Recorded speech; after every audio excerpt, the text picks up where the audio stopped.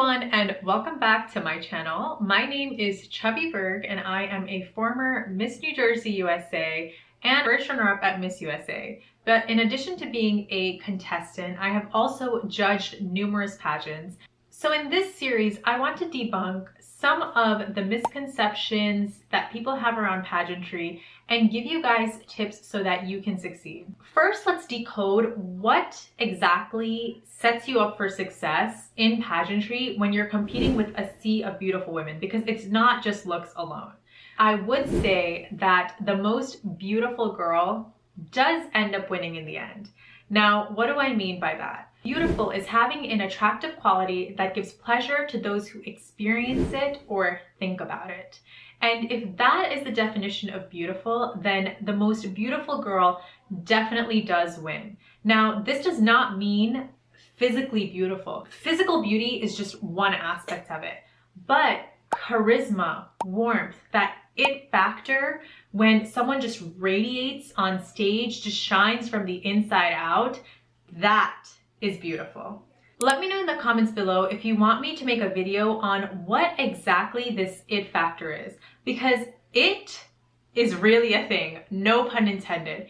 I've seen this from a judging perspective, and I've judged countless pageants at this point. The winner just has something that just makes her shine a little differently. And contrary to popular belief, you are not born with it, it can be learned. So if you want to know a little bit more about that, be sure to give me a comment below and I will make that happen for you. The second aspect of what makes someone beautiful and perhaps what would make them successful in a pageant setting is that relatability and connection. We need to look at pageantry from not just a dream perspective, but also from a business perspective.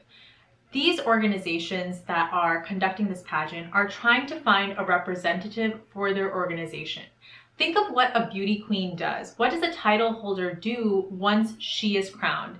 She will go to appearances, she will talk to people from all walks of life, she may be a speaker at different events, she may be volunteering. With all these things in mind, they want to pick someone who is relatable and someone that can connect well with people, that can make them feel comfortable. So those two aspects are extremely important qualities in a winner. And where do you find out if someone is relatable and can connect with people? The interview room.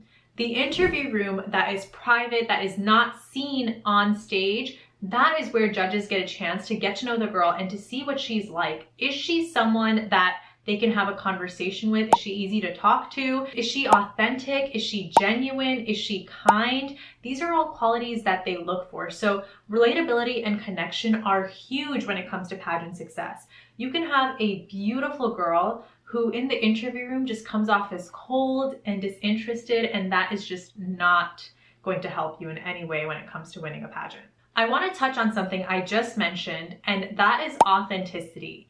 Being genuine and authentic is so important. Sometimes what ends up happening is a contestant will rehearse so much, naturally so, because they're nervous for the interview, and when they come into the interview room, they just sound over-rehearsed. It doesn't seem like you're having a conversation with another person. It seems like you are speaking to someone who has already memorized what they're going to say and is basically just spitting that back out at you.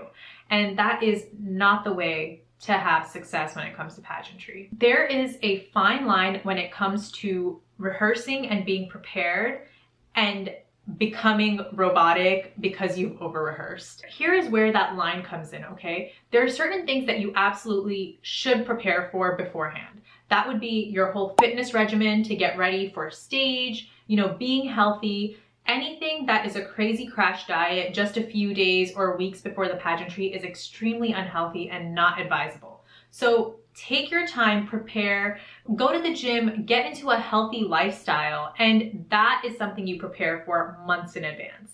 The other thing you prepare for a whole lot is the walking portion. Prepare your walk. Know what you're going to do on stage so it gets rid of some of those nerves when you're actually in front of people.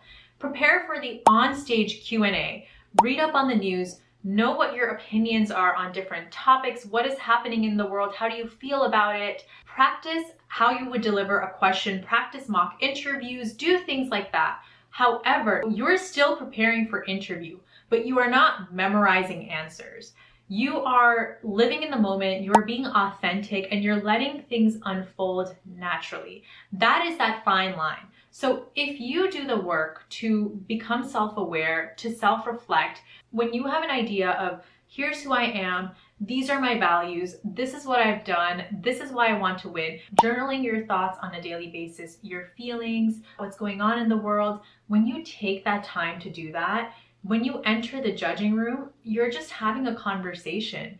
They just want to know who you are, and because you've done the work to get clarity on your strengths, on your values, on what things are important to you, you can now share those things with the judges in an authentic manner. Now, I know that there's different pageant systems and different organizations have different things that they ask for in the interview. So what I'm saying right now is with the Miss USA system in mind, but that does not mean that it can't be applied to other systems, because regardless, judges want to make sure that the person that they are making a representative for this organization, who is going to be the winner, is someone who is authentic, not someone who needs to constantly memorize what they're going to say. If you want to know a little bit more about how you can prepare without over-preparing for interview, let me know in the comments and I will be sure to make a video on that to give you some more insight on how you can ace your interview.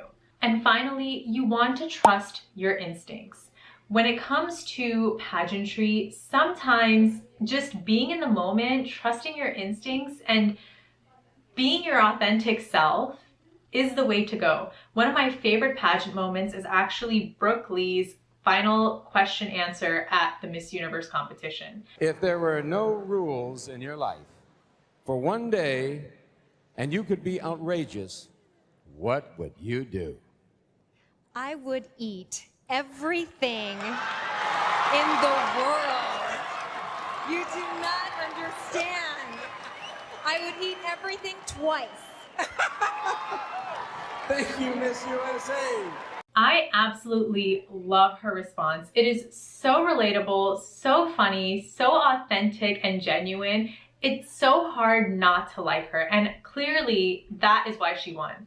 While there is no secret sauce to winning a pageant, there are things you can do to set yourself up for success, and that's really working on getting a clearer sense of who you are, being relatable and connecting with others, working on your communication skills in that capacity, and having that it factor, which can be cultivated. If you like this video, be sure to give it a thumbs up and let me know in the comments if you want to see a video on how to ace your pageant interview and if you want to see a video on what this it factor actually is. Also, be sure to subscribe and turn on notifications to stay tuned to the next videos in the series. I'll see you next time. Bye!